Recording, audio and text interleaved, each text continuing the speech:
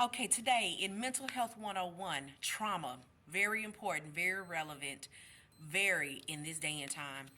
Okay, three ways that trauma affects you.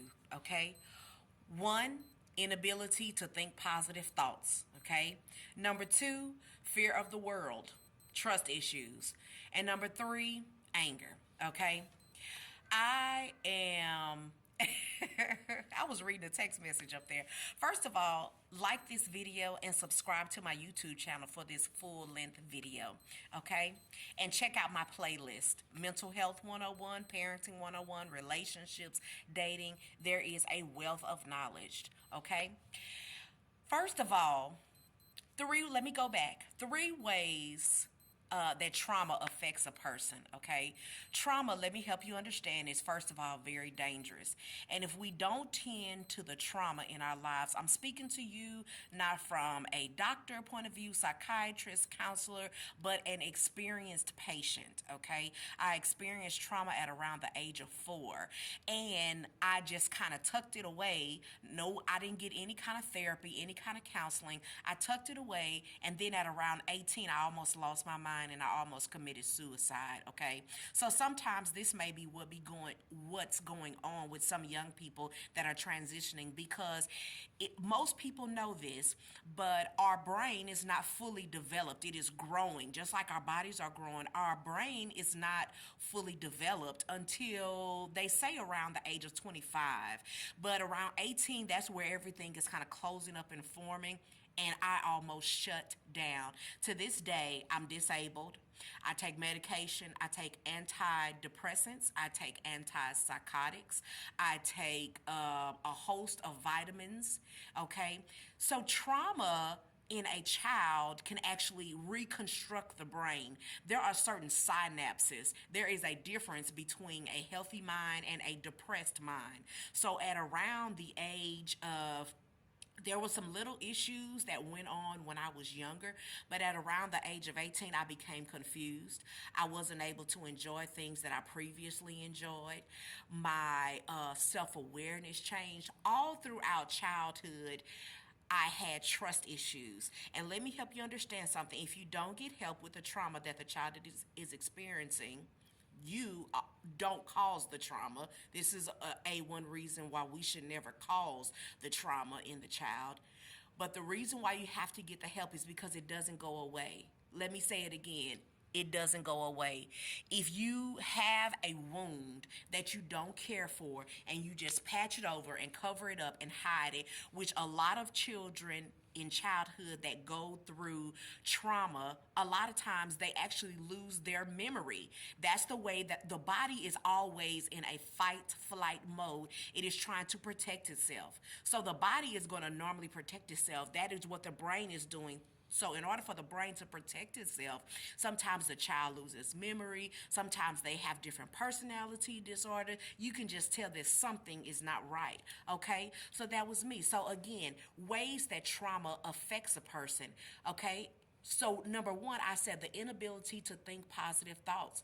Once again, as that brain is forming, they'll begin to have the inability to think positive thoughts. Even as a child, everything will be negative. They'll say things like, they don't like me.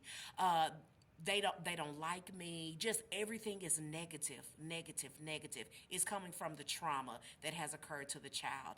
And once again, you can wait to 35 to get the help when they almost cannot survive, or 18 to get the help. But if you go ahead and get the help and avoid the trauma in the first place, an ounce of prevention is worth a pound of cure.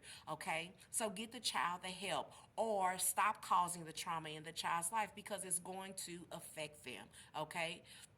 I have a video and it says sometimes parents, you are the problem. You are causing the trauma. You are the one with the abrasive thoughts and ideas.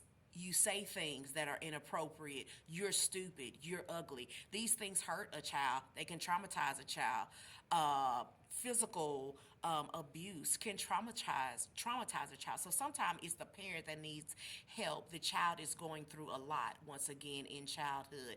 Divorce, you need to help this child process that a spouse is gone, a death in the family. You need to help the child go through some counseling to understand death. They need to understand these things because once again, as a child, the brain is not fully developed. That's the whole point in being involved in the child, checking in with the child, making sure that everything is going okay with the child so that the child once again will not experience trauma that is a lifelong problem. Okay, sometimes you have people that grow up and because of trauma they internalize certain things, they have trust issues, and now you have a mass shooting. Where did it come from? It was the trauma that the child experienced at age 3 that they never got through. They patched it over, and now it's coming out very destructively. Okay? Number 2, the fear of the world. There will be trust issues. It's a problem when a child has a fear of the world because they feared mom, they feared dad, and they have a fear of the world. Trust issues is going to evolve into relationship problems. Okay? And number 3, anger. Just not being able to cope, the inability to cope, the inability to solve problems. When they were a child, they couldn't solve those problems. So if we're 18, we still, that same 4-year-old is still living on the inside of us. So what we need to do is trauma. First of all, don't cause the trauma. If you know that you're causing trauma to your child, you need to get the help that you need. I'm sorry. It's in between classes. And, make sure that they get if you are with a spouse that is abusing your child, you need to get away from them until they can get themselves some help. Okay, because this is very important. Again, it will come out in destructive ways. So again, the anger is coming from the depression. The anger is coming from the inability to cope. The anger is coming from the lack of trust issues, the lack of being able to stay in relationships. Like this video and subscribe to my YouTube channel. And as always, peace and love. Check out my playlist, Mental Health 101. Love you and kisses to you. I don't speak from a doctor's point of view, a counselor's point of view. I come from an experienced patient. I love you.